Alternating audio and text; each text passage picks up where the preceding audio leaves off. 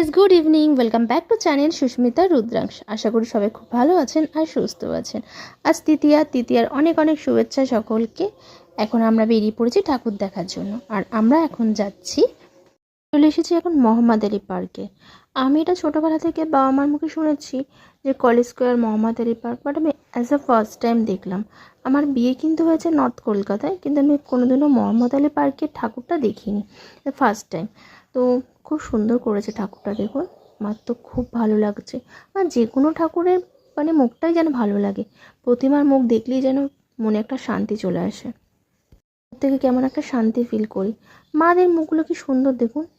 আর এনাকে দেখুন, ইনি এখানে আইসক্রিম খেতেই ব্যস্ত, যেখানেই যাবে ওর আইসক্রিম চাই। তো ক্যালকাটা ইউনিভার্সিটির সামনে থেকে যাচ্ছি, তাই তুললাম। এখন আমরা চলে এসেছি শ্রদ্ধানন্দ পার্কে। দেখুন প্যান্ডেলটা কি সুন্দর করেছে, দারুণ লাগছে। আমার তো খুব ভালো লাগছে, কি সুন্দর দেখুন। চারিদিক থেকে যেন চোখ ফেরানো যাচ্ছে না।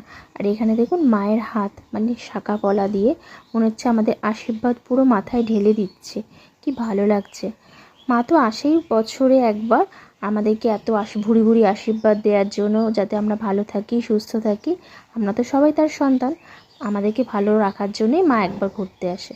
আর এনাকে দেখুন, কি যে এত খেলনা কিনে, যেখানেই যাবে সেই মণ্ডপ থেকে ওকে খেলনা নিতে হবে। এটা কি স্মৃতিভাবে নিয়ে যায় নাকি বুঝতে পারি না। আমরাও কি ছোটোবেলায় এত খেলনা কিনতাম কি জানি। এই যে একটা কিনেছে, আবার একটা। যাই হোক, ভিডিওটা আমি আর বেশি বাড়ালাম না, ভিডিওটা আমি এখানেই এন্ড করব। সবাই খুব ভালো থাকবেন, সুস্থ থাকবেন, সাবধানে ঠাকুর দেখবেন।